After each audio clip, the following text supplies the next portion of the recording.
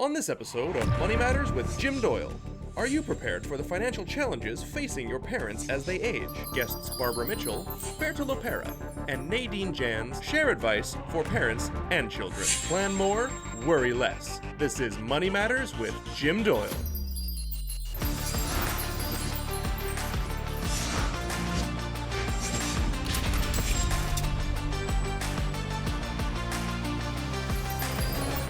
In today's show, we're talking about the changing roles and relationships in families as parents age. The evolution of roles can be difficult for both parents and adult children. Families that talk openly about aging, money, and estate planning can have a richer experience.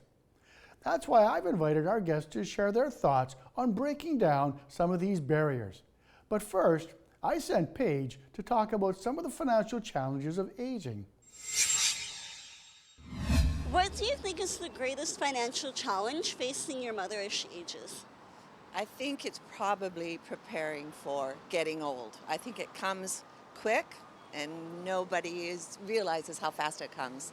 So having saved for your retirement, senior years is the challenge. And then managing it once you're there. Apart from the obvious health issues that are going to be mounting as they age, it's also going to be finances and where they'll be living, and whether we can all live in the same place or whether they'll have some individuality, going forward and stuff like that. I come from an immigrant background. We came to Canada 35 years ago.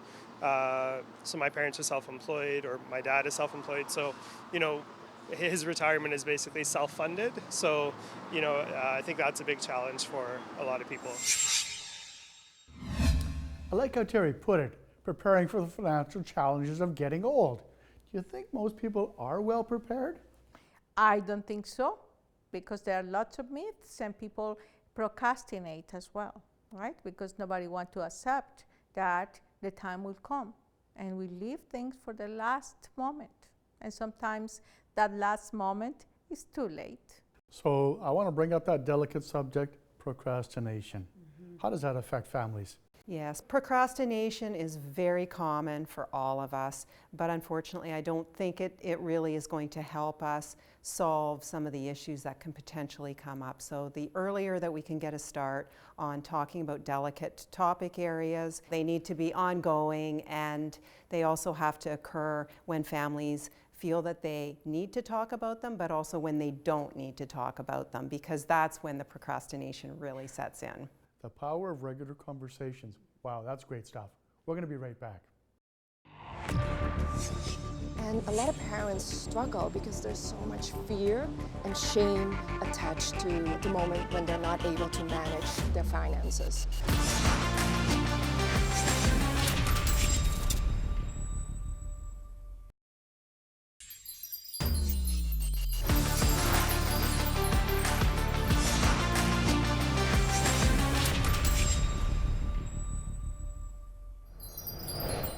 In this segment, we're talking about the sometimes reluctant conversations of helping aging parents manage their finances.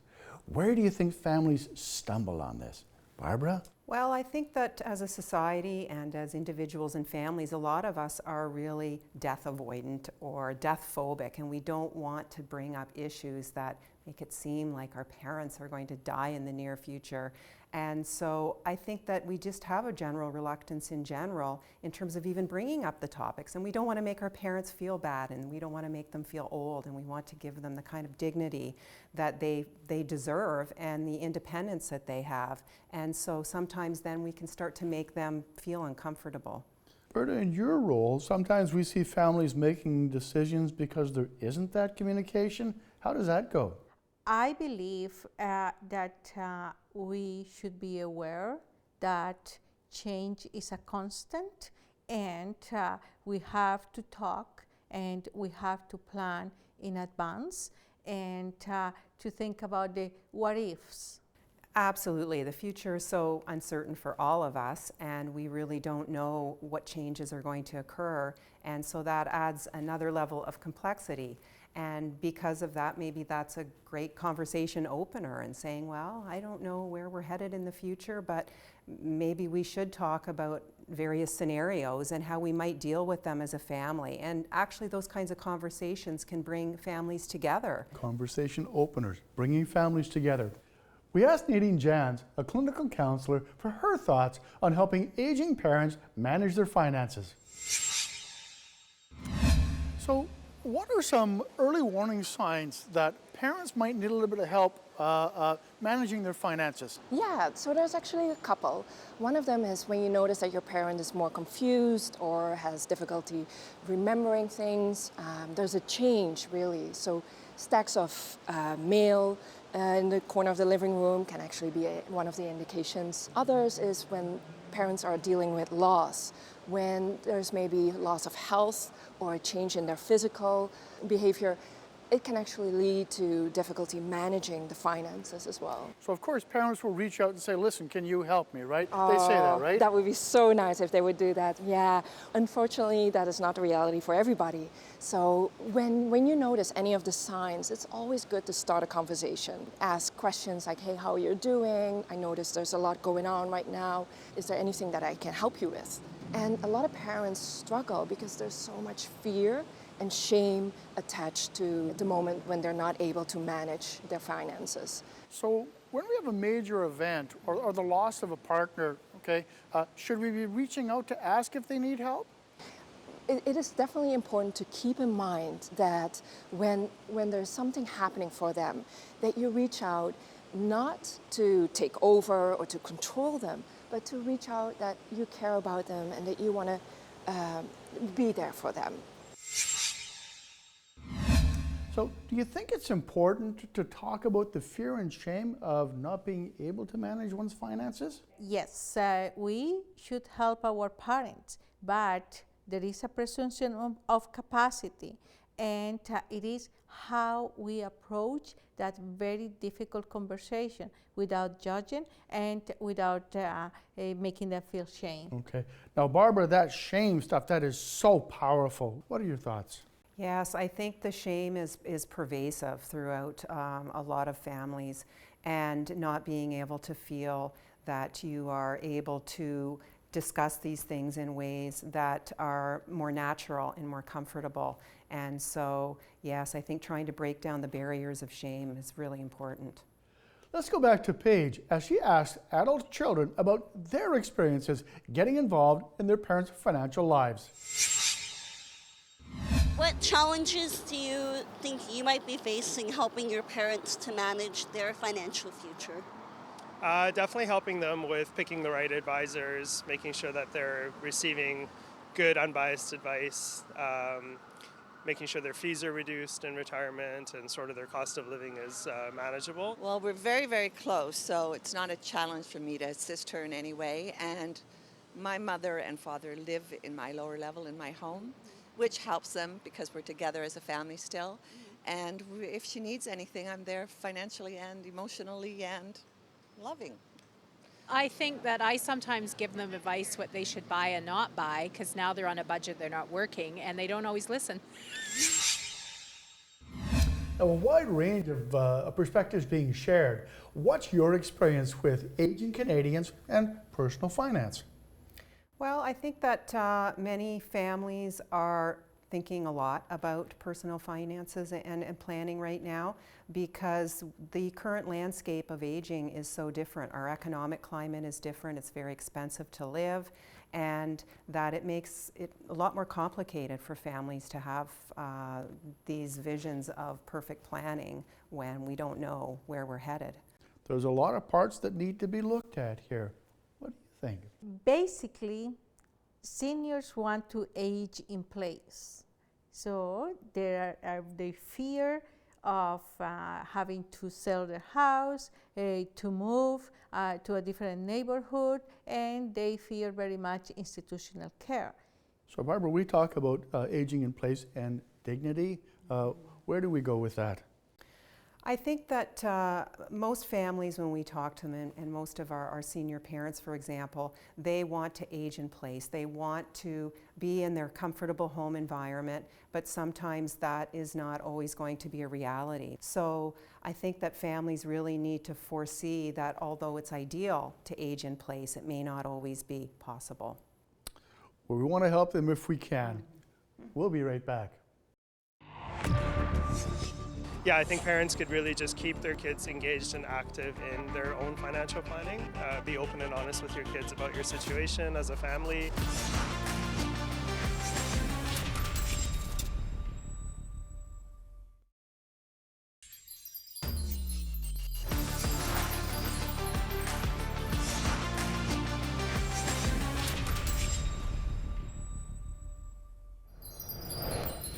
Welcome back.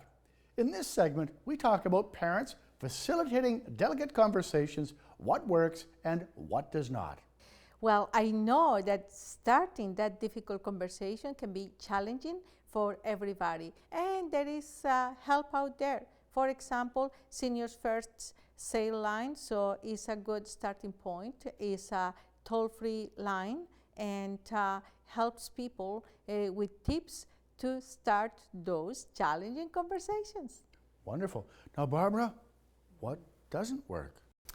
I think that what won't work is if parents start to approach the topic from a standpoint that it's just too much about finances or too much about money, and that it should really be brought up in the whole context of the quality of life for the whole family and for everybody that's involved. Now let's go back to Paige as she talks about parents helping the kids navigate these conversations.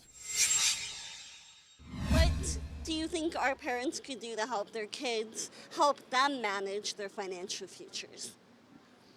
Well, I think that they could, over a month, track what they spend now that they are not working, and maybe compare what they used to spend and then adjust it accordingly. Teach them the value of money, teach them the value of hard work, teach them to save and not indulge at every whim, to be prepared. I think talking to your kids about money really early on makes a lot of sense. Unfortunately, we don't have a lot of it in the education system before you enter college or university, so that's a big flaw in my opinion. I wish money management was taught when you're really young. Parents could really just keep their kids engaged and active in their own financial planning. Be open and honest with your kids about your situation as a family. So we see a real reluctance for families to be open and honest about their finances. What are you seeing out there, Barbara? Yeah, I agree that there are a lot of parents who could actually be teaching their children more about financial literacy from a very young age. And this is actually going to help that family navigate the terrain of financial futures. Now, Berta, a big part of your world is the breakdown in that financial literacy that the kids sometimes have. What types of things are you seeing? Well, first of all, I believe that there is some sense of entitlement, and people should be aware that perhaps it is going to be their inheritance, but not yet. Wonderful. Now, Barbara, I think we had a bad box opened there when we start talking about entitlement. Is that still pretty prevalent? Well, I would have to say that there are definitely some children who feel very entitled to what their parents have worked so hard for. But what I've been seeing is most children really want their parents to have a great life, and they feel that they deserved everything they earned. And in terms of helping their parents out in later life, it's something that most children actually want to do. They want to be able to help their parents financially. So two sides of the same coin. Let's go back to Nadine as she explores parents pushing back when their kids offer to help manage their finances. What happens when parents either resist or get angry when their kids offer to help manage their financial affairs? One thing that is really important is that the parents are not being personal to their children, even though it can feel like that. There's usually a lot of fear or shame attached to the whole topic, to the whole subject. And what often is underneath is that the parents are afraid that they're losing control. They fear that other people are going to take over and that they lose their autonomy and independence. So how would you encourage the kids to kind of break through in this type of a discussion? So first of all, it's really important for the adult children to recognize how they're doing around the topic and to know that it's about starting the conversation, that to let the parents know that they care about them. It's about helping the parents to stay independent and what support they need to do that. So you've raised a good point here. You know, if that parent's a little closed off and doesn't want to open up, what tip would you have for the adult child maybe to open up that conversation? So there's actually a couple ways, and in every situation it can be different. But one of the very successful ways has been for some of my clients to talk about their friend's situation where things went in the wrong direction. And you can actually use that as an example. Hey, we don't want this to happen for us. And that can be a conversation starter. Now, what happens if they absolutely can't break through? Are there any options still open? Of course, it's always good to find for professional help. Sometimes parents just don't want to share anything with their adult children. And with professional help, there might be different avenues that can be explored. I've captured 3 elements here. Afraid of losing control, someone will take over. Losing autonomy. And these are definitely anxious moments. Barbara, have we missed anything? I think that was pretty good coverage of those particular issues. I do know that lots of seniors do really value their independence and autonomy, and that at the same time can make it difficult for children to start some of those conversations. Alberta, what do you see when we talk about these items? I believe that Nadine went right to the point. So, and it is how you approach. So don't try to babysit your parents, don't try to take over, respect capacity, and don't point fingers. Barbara, quick response? Absolutely, and I think that we don't want to start to be really paternalistic with our parents and make them feel that they aren't intelligent enough to be able to be aware of these things. But at the same time, if it's done within a caring environment, that will make all the difference. Let them know you care without taking over. We'll be right back. Take your time as a family to move through this and ask for help when you're struggling, when you're at the point that you don't know what to do. Ask for help.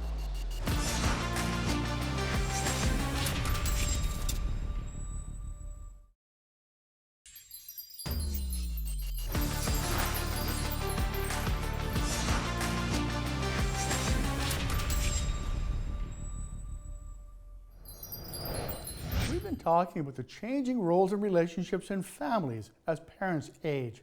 It's now time for our panel's final thoughts. Berta, what would you like to share? Well, again, that having that open conversation is very important, and having proper advice because things can be between families very informal, very casual, and it can have devastating consequences. Now, I know you have something else you want to talk to us about. Yes, I want to talk briefly about the private care agreements. That basically is an arrangement between parent and children, or an older adult and close friend. For example, I give you my house in the promise that I can age there. You are going to support me, you are going to help me. And when people don't disclose and think about all of the what ifs and don't put that in writing, the consequences can be devastating. Sounds like the conversations that are not had hurt the worst. Let's go back to Nadine for her final thoughts.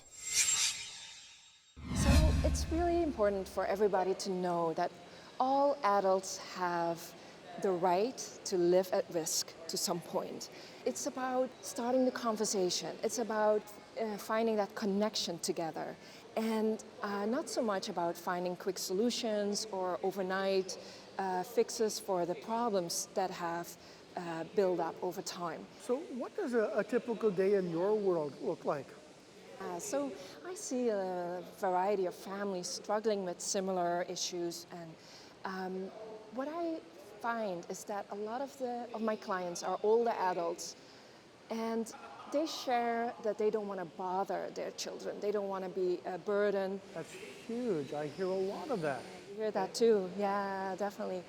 And what I find is that there's often this fear to bother each other or to cross boundaries, and that's why both parties are not talking. And I think it's really important for them, for both sides, to open up that conversation and see what comes up and what's there. So if you had one final tip, what would that be?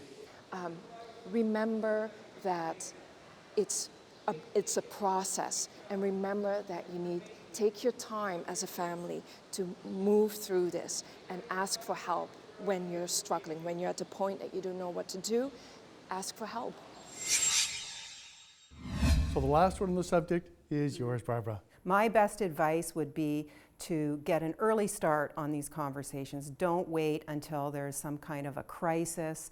Family roles and responsibilities are going to change so much over the life course. So start early, revisit the issues, and really try to make this part of the family conversation that happens as we all age. So we're looking to deepen family relationships. What's your last tip on the subject? My last tip, again, would just be to get an early start, and for parents and children to also seek professional assistance if they feel there's some areas that are more sensitive or a little bit more difficult to be able to deal with. Finding some courage to have these tough conversations.